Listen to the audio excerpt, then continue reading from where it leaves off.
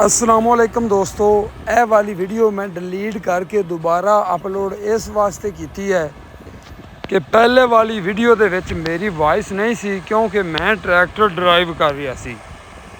हुण ये वीडियो मैं दोबारा अपलोड इस वास्ते की कि ट्रैक्टर के बारे थानू अच्छी तरह एक्सप्लेन कर देवां।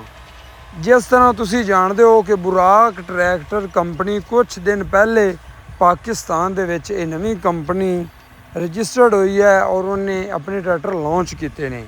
ये जो ट्रैक्टर चल रही है ये जनाब 100 हॉर्स पावर ट्रैक्टर है, टर्बो इंजन। तो ये जो ट्रैक्टर चल रही है ये तकरीबन 1 साल चला हुआ ट्रैक्टर हैगा जी। ये कोई नवा ट्रैक्टर नहीं हैगा। इस वास्ते ये रंग बिरंगा भी है क्योंकि ये ट्रैक्टर अनकंप्लीट है, ठीक है। और अनकंप्लीट इस वास्ते है कंपनी ने अपने सारे मॉडलों का एक मॉडल ट्रैक्टर B4085 और B4100 85 हॉर्स पावर ट्रैक्टर और 100 हॉर्स पावर ट्रैक्टर इन्हां विचों एक ट्रैक्टर ट्रायल वास्ते छड्डे हुए सी, जिन्होंने तकरीबन चोलिस्तान विच और मुख्तलिफ इलाकों के विच मुख्तलिफ औज़ारां ते चला के ते चैक किया गया। और चैक भी इस वास्ते किया गया ताकि इहदे विच जिहड़ा समान पाया हुआ है उनका सानू पता लगे कि किहड़े वेंडर का समान कितना अच्छा है या कितना खराब है, और समान किहड़ा अच्छा चल रहा है, किहड़े वेंडर का अच्छा चल रहा है।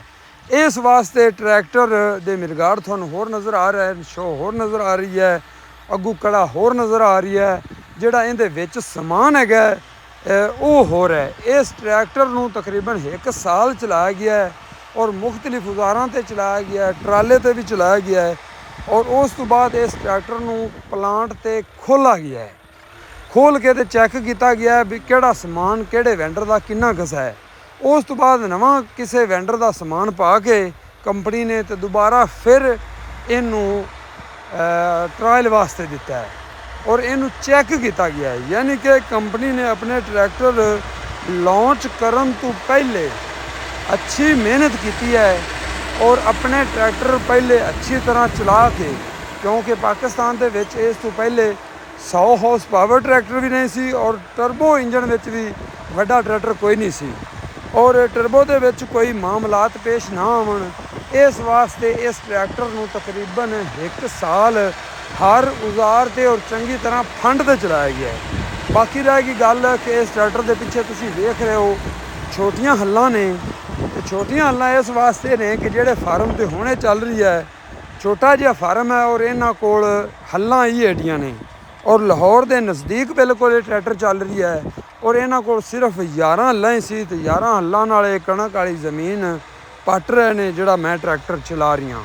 तो दोस्तों कंपनी ने बड़ी लम्मी मेहनत की है अपने ट्रैक्टरों को बार बार आजमा के अपने सारे मॉडल ट्रायल ते दे के समान वेंडरां का चैक करके और अच्छा समान पा के ट्रैक्टरों के विच ते उस तो बाद अपने ट्रैक्टर लॉन्च किए है। लॉन्च करन तो बाद 100 HP का ट्रैक्टर तैयार करके आपां किसानों को पाकिस्तान दे विच पहली बार दिता है मिलत ट्रैक्टर के सामने लक्की शोरूम पे। अल्लाह हाफिज़।